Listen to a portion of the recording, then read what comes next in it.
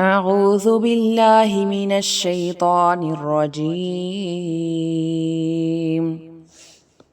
بسم الله الرحمن الرحيم.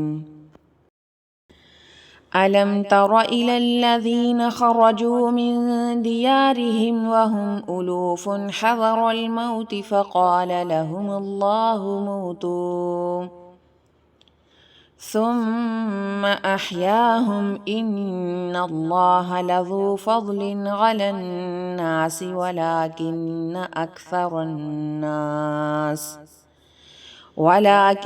أكثر الناس لا يشكرون. وقاتلوا في سبيل الله واعلموا أن الله سميع عليم.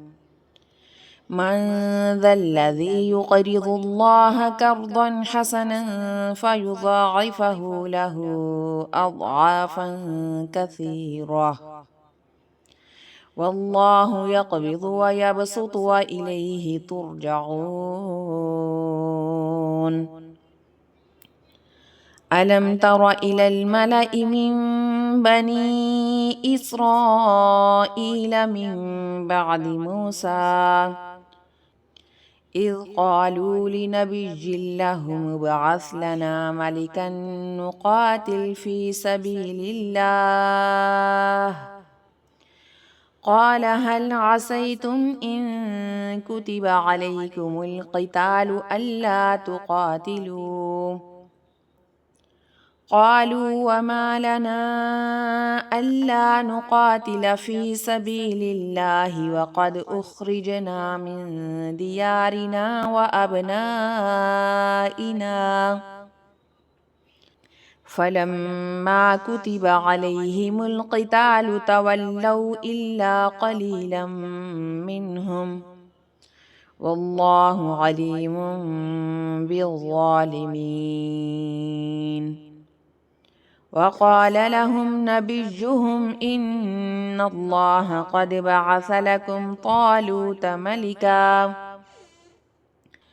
قالوا أنى يكون له الملك علينا ونحن أحق بالملك منه ولم يؤت سعة من المال قال إن الله اصطفاه عليكم وزاده بسطة في العلم والجسم والله يؤتي ملكه من يشاء والله واسع عليم. وقال لهم نبيهم إن آية ملكه أن يأتيكم التابوت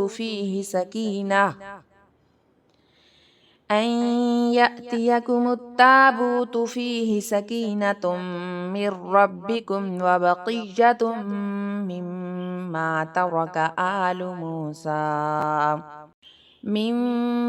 ترك آل موسى وآل هارون تحمله الملائكة إن في ذلك لآية لكم إن كنتم مؤمنين.